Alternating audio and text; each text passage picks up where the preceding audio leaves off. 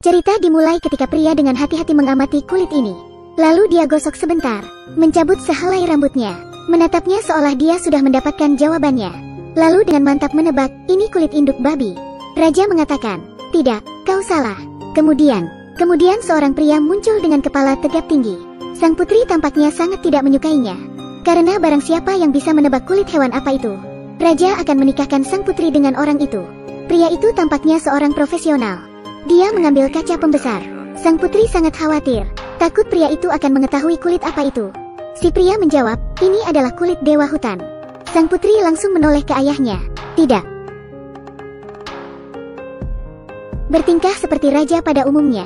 Kemudian ada beberapa pria lain muncul. Mereka semua tidak bisa menebak kulit hewan apa itu. Mendadak, seorang pria hutan yang aneh muncul, membuat sang putri merasa takut, karena dia selalu tinggal di hutan. Indera penciumannya tajam melampaui orang biasa. Hanya dengan beberapa hirupan, dia bisa langsung tahu bahwa itu adalah kulit kutu. Seketika raja tercengang, senyumnya hilang. Ada apa dengan keadaan itu? Bagaimana kulit kutu bisa sebesar itu? Ceritanya dimulai saat beberapa tahun yang lalu. Sang putri sedang duduk di tengah panggung untuk memainkan alat musik.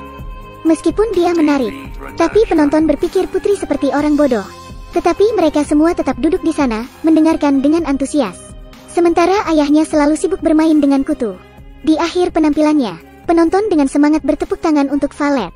Melihat itu, raja pun ikut bertepuk tangan dengan acuh tak acuh. Lalu segera kembali ke kamar tidurnya. Dan dengan cermat mengamati hewan peliharaan kecilnya. Raja bahkan membangun rumah mewah untuk kutu itu, agar tinggal di dalamnya. Sangat mirip dengan orang tua yang bermain jangkrik. Hari-hari berikutnya, raja terus belajar tentang cara memperbaiki habitat si kutu peliharaannya. Dia bahkan mengabaikan kerajaannya sendiri.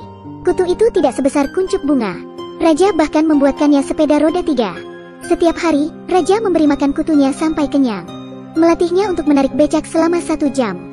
Selama proses itu, dia berada di keadaan yang paling susah.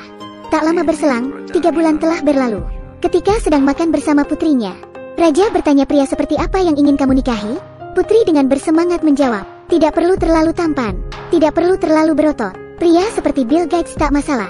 Jangan khawatir, saya akan mencarikan yang seperti itu, kata raja. Setelah makan, raja bergegas membawa sisa makanan untuk kutunya. Tapi kutu yang pada saat itu sudah seukuran anjing. Makan dengan lahap. Raja melihatnya sambil membelainya. 3 bulan setelahnya berlalu. Karena makanannya terlalu bergizi, kutu malang itu menderita tekanan darah tinggi dan lemak darah. Bahkan organnya memburuk. Si dokter yang memeriksanya melangkah mundur karena takut ketika melihat kutu itu. Karena kutu itu, ukurannya sudah setengah dari kerbau. Melihat makhluk seperti itu, Tuhan pasti menyesal telah menciptakannya. Setelah kutu itu mati, raja merasa kehilangan seperti keluarganya telah pergi. Dia memeluk kutu itu, lalu menangis terseduh-seduh. Karena dia ingin selalu mengenang hewan peliharaannya. Raja mengupas kulitnya saat ingin membantu putrinya memilih suami. Dia memberitahu setiap pria di kerajaan, siapa yang dapat menebak hewan apa itu, raja akan memberikan putrinya untuk dinikahi sebagai hadiah. Segera itu, kabar tersebar dengan cepat.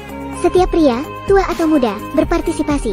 Tapi tidak peduli apa yang mereka katakan, jawaban mereka semua salah. Sang putri tidak bisa menerima kenyataan bahwa pria hutan ini telah mendapatkan jawabannya. Putri berlari ke teras untuk melompat, tapi dengan nasihat ayahnya, Valet tidak punya pilihan selain mengurungkan niatnya. Putri sebenarnya sangat enggan dibawa oleh pria hutan itu. Pria hutan membawa sang putri menuruni tebing. Karena takut putri akan terjatuh, sang putri memegang erat-erat leher pria hutan itu. Sejujurnya, pada waktu itu, sang putri sedang dalam perjalanan menuju rumah pria hutan. Kenyataannya tidak ada jalan keluar. Ketika mereka tiba di rumah, di sana ada 4 kamar tidur, 1 ruang tamu dengan peralatan yang diatur secara unik. Setiap inci tempat itu membuatnya merinding. Sesampainya di kamar tidurnya, di sana tidak ada apa-apa selain tulang belulang yang berserakan di tanah. Sekarang Valet mulai merasa takut mati. Lahir dengan keadaan istimewa di kerajaan, bagaimana dia bisa hidup seperti ini? Di tebing di mana burung bahkan mau untuk buang kotoran.